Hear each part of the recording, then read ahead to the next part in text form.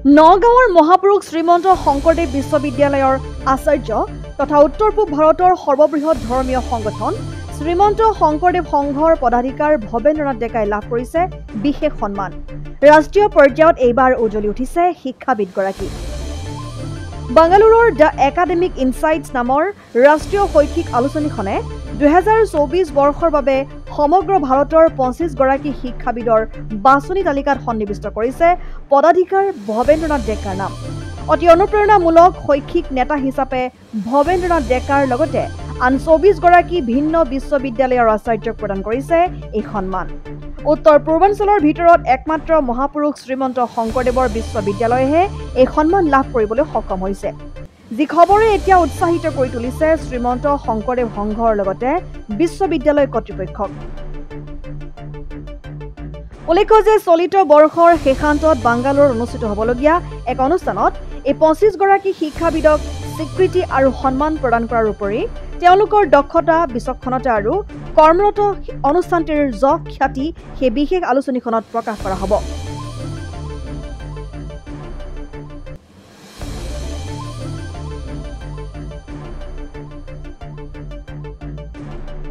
কৃষ্ণশংকৰ গুৰু হৰি ৰাম। আমি আজি এটা বিশেষ খবৰ আপোনাসকললৈ প্ৰেৰণ কৰিব খুজিছোঁ মিডিয়াৰ যোগেৰে যে আমি মহাপুৰুষ শ্ৰীমন্ত শংকৰদেৱ বিশ্ববিদ্যালয়ৰ কৰ্তৃপক্ষই আজিৰ পৰা 10 দিনমান আগতে বাংগালুৰুৰ দি একাডেমিক ইনচাইটছ বাংগালুৰু বুলি এখন ইণ্টাৰনেশ্যনেল মেগাজিন আছে, তাৰ এডিটৰিয়েল বোৰ্ডে এখন চিঠি দিছিলে আমালৈ। সেই চিঠিখনত এটা কথা লিখিছিলে, তেওঁলোকে এইবাৰ India's 25 most inspiring educational leaders 2024 2024 চনৰ ভাৰতবৰ্ষৰ 25 গৰাকী মষ্ট ইনস্পায়াৰিং এডুকেশ্যন লিডাৰ্ছ সেই বিষয়ে সেই 25 জনৰ চিলেকশ্যন কৰিছে আৰু তেওঁলোকৰ প্ৰফাইল এই ইণ্টাৰনেশ্যনেল এখন মেগাজিন একাডেমিক ইনচাইটছত প্ৰকাশ কৰিব আৰু তেওঁলোকে নেটতো দিব, দুয়োটাতে যাব, প্ৰিণ্ট মিডিয়াটো যাব, ইলেক্ট্ৰনিক মিডিয়াটো এই কথাটো তেওঁলোকে প্ৰকাশ কৰিব।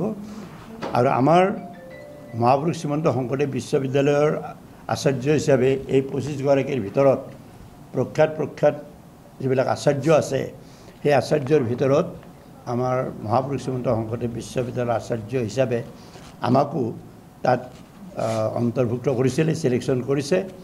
আৰু আমাক সেই খবৰটো দিয়াৰ পিছত আমাৰ বিশ্ববিদ্যালয়ৰ কৰ্তৃপক্ষৰ লগত আলোচনা কৰি আমি ভাবিছিলোঁ যে আমি যদি তাত সন্মতি দিওঁ তেনেহ'লে আমাৰ বিশ্ববিদ্যালয়ে নিশ্চয়কৈ এটা নেশ্যনেল আৰু ইণ্টাৰনেশ্যনেল লেভেলত এটা মানে প্ৰকাশ হ'ব, আমাৰ কথাবিলাক যোৱাত সুবিধা হ'ব বুলি ভাবি আমি এইটো সন্মতি দিলোঁ আৰু সেইমতে তেখেতসকলে আগবাঢ়ি আছে।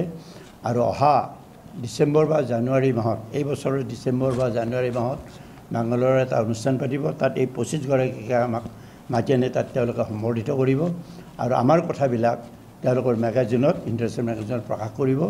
আৰু আমাক কিছুমান কুৱেশ্যনাৰ দিছে, য'ত মই ভাবিছোঁ যে তেখেতসকলে আমাৰ মহাপুৰুষ শ্ৰীমন্ত শংকৰদেৱ বিশ্ববিদ্যালয় প্ৰতিষ্ঠাৰ আঁৰৰ কাহিনীবিলাক কিছু অধ্যয়ন কৰি সেই ধৰণেই প্ৰশ্নবিলাক আমাক দিছে। গতিকে আমাৰ এটা সুযোগ হৈছে যে আমি এই কথাখিনি ফ'কাছ কৰিব পাৰিম।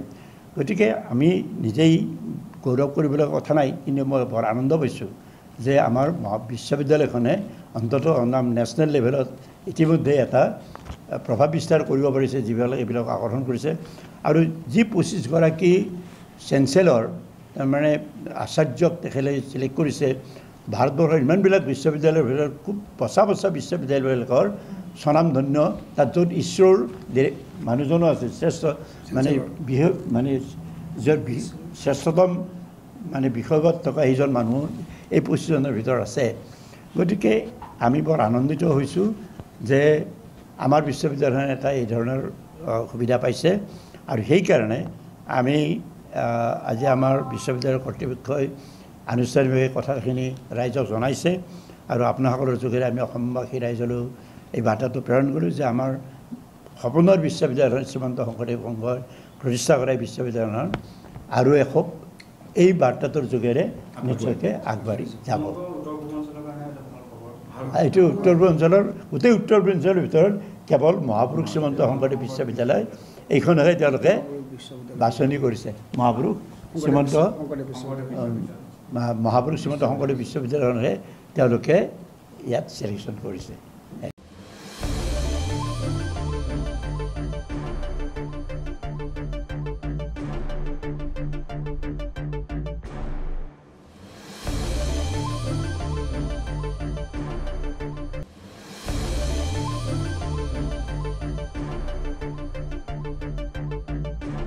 নগাঁৱৰ পৰা বিভূতি বৰাৰ ৰিপৰ্ট, ডেমক্ৰেটিক আছাম।